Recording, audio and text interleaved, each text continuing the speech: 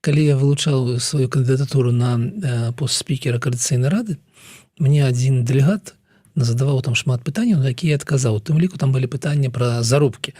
Ці атрымліваеце вы нейкія там данаты, там нешта яшчэ і так далей. Не, сродкі ад фондаў і так далей.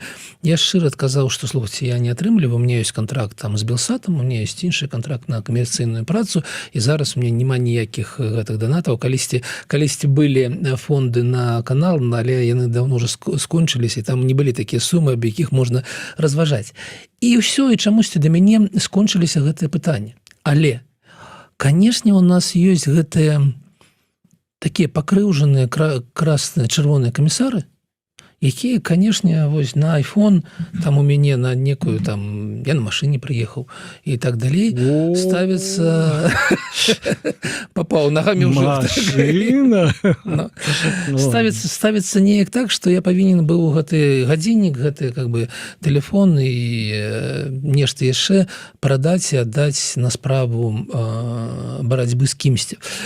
І гэта, канешне, такі, ведаеце, гэта такія крытыкі, на якіх, канешне, трэба ввогуле не звяртаць увагі, ввогуле, ніколі. Чаму? Таму што, гэта такая маргінальшчына, гэта такі Жырыноўскі, гэта такія жыццё ў рэжыме скралі. Усе ўсё скралі, прычым асабіста ў мяне, то бок Ціхановскі гэты гадзіннік асабіста ў мяне адабраў. Таму да гэтых людзей я стаўлюся вельмі дрэнна. Лічу, што яны не несуць ніякай карысці, не несуць ніякай карыснай функцыі ў справу руха да незалежнай Беларусі. Ніякай карыснай функцыі яны не несуць.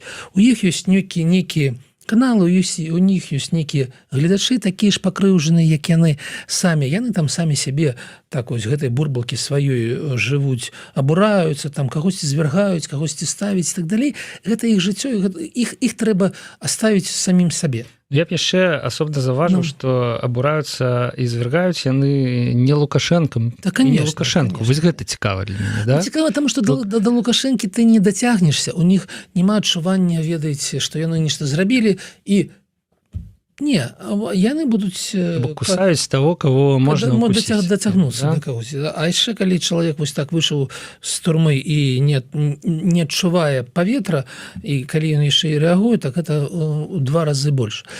Таму аставім іх саміх сябе, яны там няхай сябе абмяркоўваюць і там высвятляюць шпіёнаў, там